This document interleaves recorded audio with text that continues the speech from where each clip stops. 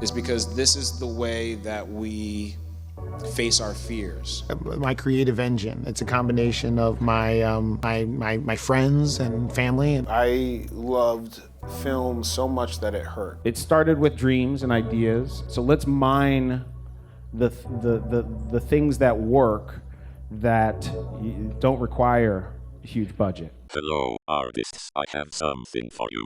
Well, thank you.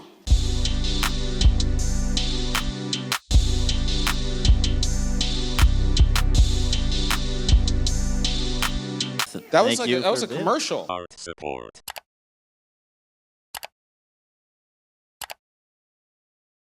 You know, with Key Peele, it's like, you know, money was always an issue, as it is with every movie and every TV show ever. As soon as I come across oh, but you can't have this, or, oh, you actually can't shoot this in an auditorium, you can shoot it in a classroom, I go back and say, well, why is a classroom better than an auditorium? And then you rewrite the scene towards that. So my philosophy coming into Get Out, which was we did for $4.5 million, we did for 23 days, and my philosophy was like anything they throw at me has to be the best choice that the fates have decided for this movie. You pick up a nail gun, or a hammer, or a pitchfork. Like it's improvised weapons. There's something about that that's a perfect horror trope. This movie gets made. It's not going to be a huge budget, and so let's mine the things that work that don't require a huge budget. That is, so that's why I put a lot of the horror and the scares in the dialogue, in the performances, in the moments, in the ideas. Most brutal moment in the thing. We don't see. There's no prosthetic. There's no blood in that scene. It's a guy. It's Chris is stomping a pillow, and Jeremy's moving his legs and that kind of thing. So that's the sort of philosophy I went to. Is if you put too much gore, if you show too many. If you show a knife going in, you're sort of taking away from the brutality and the audience's involvement.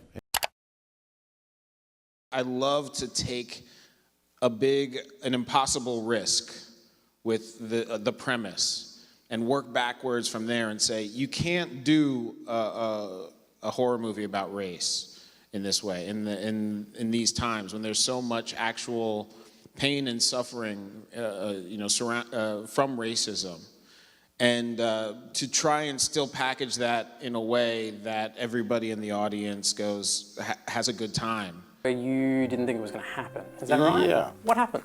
I think part of it was the subconscious feeling that as a Black artist, there wasn't room in such a competitive industry. I also think that there was a great feel of failure, that if I tried and failed, it would devastate me. So the easier path was to go a different way. I didn't fit into the boxes that the world was telling me I was supposed to fit in. This combination of strategy and gut inspiration, and you need both. It started with dreams and ideas and things that were bubbling up from my subconscious, and then at some point figuring out, going on this mission to figure out what I was trying to tell myself. What's my favorite movie that hasn't been made? I'm just constantly asking myself that. This is why horror movies are important, is because this is the way that we face our fears.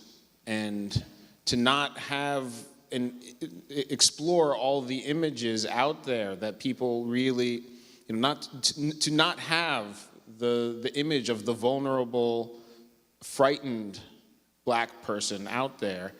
We're not expressing, people aren't hearing that we are afraid, that we are in pain. Dark, scuzzy houses. I like when horror movies take place in idyllic places. But something like the Overlook Hotel it should be good. It's welcoming, it's nice, it's beautiful, it's extravagant. That's what really scares me.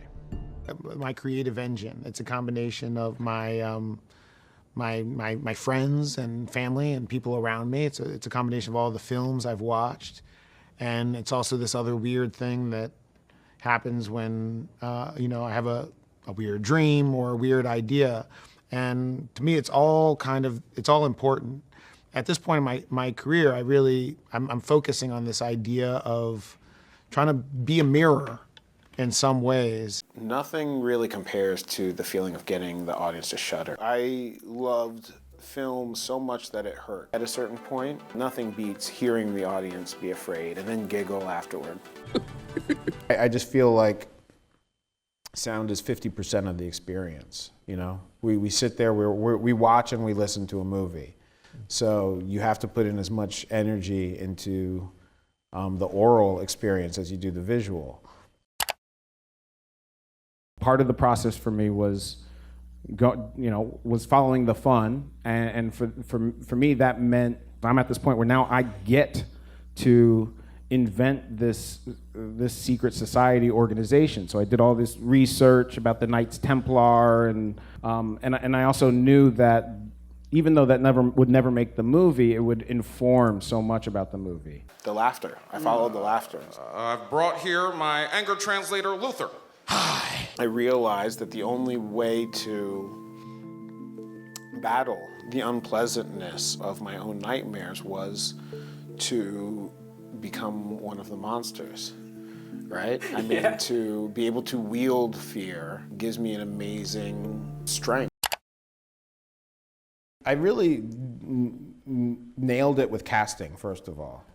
Or I should say, we nailed it with casting. Thank you. Yeah, those characters were so important to the movie, and yet I didn't, going into the auditioning process, have the clearest sense of what they needed to be. So Marcus and Betty brought so much just by being them. You know, I saw the tapes, the audition tapes, and they were all performances where I was like, got it.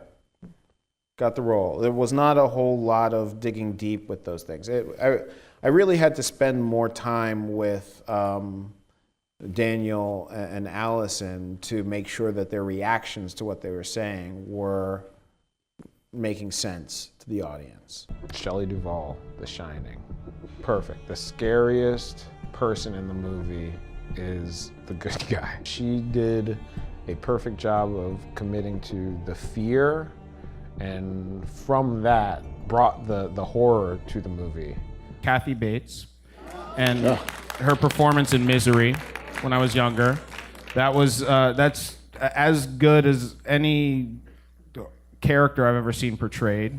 And it really taught me that horror can be in the acting.